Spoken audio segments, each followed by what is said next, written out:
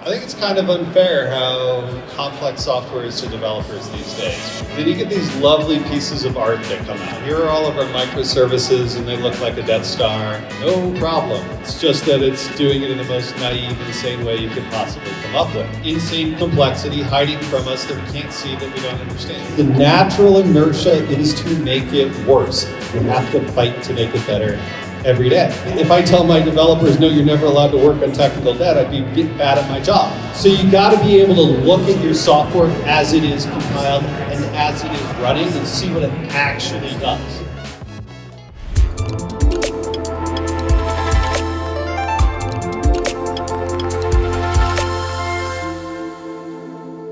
I'm Minick, and I think it's kind of unfair how complex software is to developers these days. We got big, nasty systems. All the details are pretty complex too. And so I'm going to rant about that a little bit, then get into what we can do about it. My favorite thing these days is that the architectural hotness is microservices. Has been for a little while. And then you get these lovely pieces of art that come out. Right, from all the big companies about here are all of our microservices and they look like a Death Star and we have a bajillion of them and they're all interconnected. But the reality is, for any one developer who's actually working on something, you don't understand how the software works. Right? You just can't wrap your head around that many services and the relationships. And even for the service or three that you're working on, and the other services that are connected to them, trying to keep that in your head is really, really hard. And so if you're in a world where if you change your service, someone else's breaks, understanding that scope, not fair. So this is kind of macro architectural challenge, but the problem's just as bad, if not worse, as you get lower and you get more micro, right? Love this example. So I took an open source project called Thingsboard. It's a good little app. I really like Thingsboard. And you look at this Pojo over on the left, 180 line class, super duper simple, like nothing is happening. Decompile that thing, and it's just riddled with things like this 100 line hash code method over on the right, with 230 instructions, many of which are calculating hash codes for other Pojos, which you know are done the same way. What the hell's going on here? Well, we're using a good library called Lombok, where I can do a little annotation, and Lombok will take care of all the boilerplate for us. No problem. It's just that it's doing it in the most naive, insane way you could possibly come up with. Let's compare everything. That's the code that's running in production. The source code over on the left, not really what's actually running in production. Right? And so when we're doing our code reviews, when we're looking at code that comes in from our peers, when we're trying to figure out what's going on in an application, we're trying to figure out why it's slow, we go look at the code like reasonable people. Are we going to go look at line 63 and go, oh, I bet that's generating like a bunch of insane methods for me and I have no idea what's going on there and that's going to be where my problem is?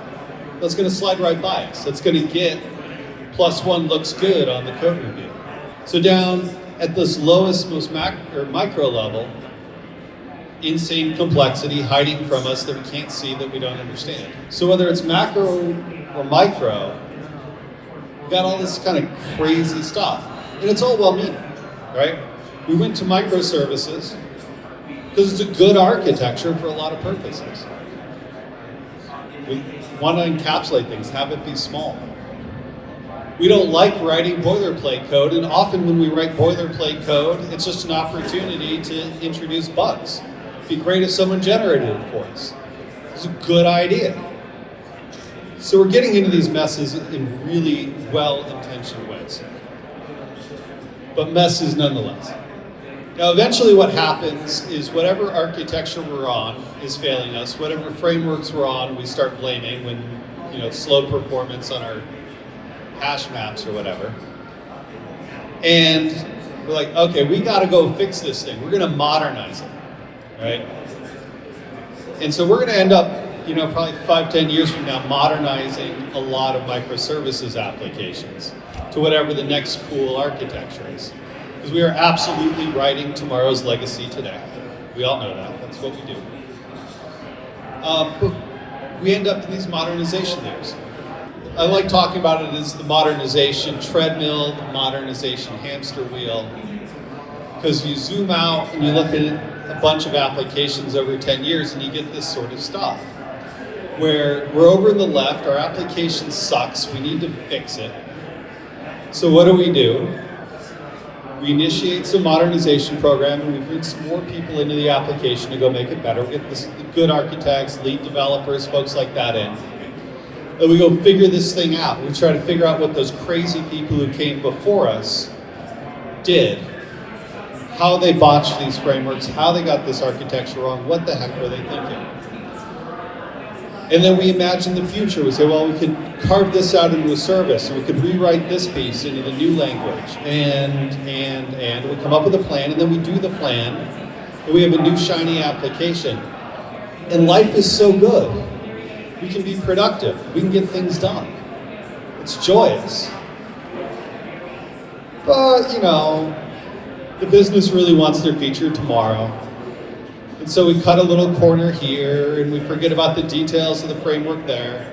Like I picked on Lombok earlier, but it's got flags and options where you can tell it to do much more reasonable things. You just don't because you're not paying attention. And then we're back down in the mud, right? And that process probably takes a couple of years. If you're really good, it takes 5 or 10. Most people aren't on the application long enough to have modernized it and watched it turn to crap and then have to go fix it again. But overall, the organization goes through this. That's why you're always modernizing something, always revitalizing some application, because you're always getting back into the mud. So that's depressing.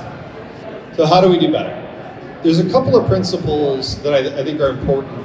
There's a series of software laws from a guy named Lehman, and he's got like 7 of them, but 2 are really important. That software tends to get more complex unless you take action and put in effort to make it less complex and make it simple. The other is that the quality of your software tends to go down unless you put in effort and try to make it better. So if your application's being worked on, it's going to get worse. Also, if you don't work on your application, it'll serve your users worse than it did in the past because their needs have changed, so you have to keep working on it. Also, because of all these other things, the team is going to be less productive with time. Other than that, it's great, right? So keeping in mind that we have to do the work, argue that you need to fight for it. You need to fight for decoupling in particular. Where we're going to go wrong with microservices is that we're going to have coupled microservices. We have coupled microservices for many, many apps, which just means we have more distributed pieces that are harder to look at, but they still break each other. We've got all the hard work of running lots of things and none of the benefit of encapsulation. Encapsulation is how this is supposed to go well. And every time we modernize, we're shooting for encapsulation, for decoupling. That's what we did when we tore out common subroutines and we put them into shared libraries. It's what we did when we did service-oriented architectures. It's what we're doing now with event-based systems and microservices. We are all seeking encapsulation all the time. But it's so easy to cheat. And we cheat all the time, and we break it. And so I started by picking on, the big SaaS companies like Netflix, right? Look at their microservice Death Star. But Netflix seems to be able to run an effective business. And one of the ways they've done that is they've actively fought for decoupling. They've done it at a macro level. Like many of you will know about they're chaos monkeys. But if you don't, the idea here is they wrote a program that runs around and turns off services, right? Just violently, randomly turns things off. And if whatever you depend on could magically get turned off at any moment, and absolutely will, because you've written an evil program to do that, you're going to protect yourself from that behavior. You have to. And so you're going to trend towards decoupling. So they took a large, strategic, major investment towards decoupling in that way. Amazon famously had the letter from the CEO saying, if you're not decoupled, we'll fire you. Right? There are big, top-level strategic ways of doing this. But we can also do this every day as a developer. We can see where we're coupled, and we can bring it up with our team. We can do it in code review. But one of my favorite tricks is when you've got a code review come in, you've got a pull request, you're looking at it, you got to look for, did they change a method and the thing that calls that method? Because if they did, then probably, or at least there's enough risk, that the calling method knows too much about the implementation of what it's called, right? That it's not encapsulated. So if you frequently see this situation where they're changed together, that's a smell. And you got to ask the question about the smell. And if the developer making the change is like, yeah, I have to do this every time I change this thing, maybe you still accept the PR, but you got to then create the work item that says, let's fix this. Let's decouple these two items. And then you've got a way of making it better. Because the natural inertia is to make it worse. The system will become worse unless you work to make it better. You have to fight to make it better every day. So you got to do that. And in order to do that, you got to reserve some capacity out of your engineering efforts to work on technical debt and make the software better. We're responsible for delivering features to our users, but also for getting better at how we deliver features. We got to do both. And I know some people will say, but the business doesn't want us to work on technical debt. All right, you got bad business people. I say this as a product manager, representative of the business. If I tell my developers, no, you're never allowed to work on technical debt, I'd be bad at my job. So frankly, if you work with people who are bad at their job, you should just lie to them. Do it anyway. Like, that's your professional responsibility, is to take care of the code bases you're working on. Do your job as a professional. But hopefully you can have grown-up conversations with the folks you work with, and it'll be all right. Second thing I'd say is that I see way too many organizations who run really clever code scans to find technical debt, security issues, all of that, and then they never look at it. You gotta actively review it and actively fix the things. And the code scans are good and they're healthy. But code scans also wouldn't have found the second problem I highlighted, right?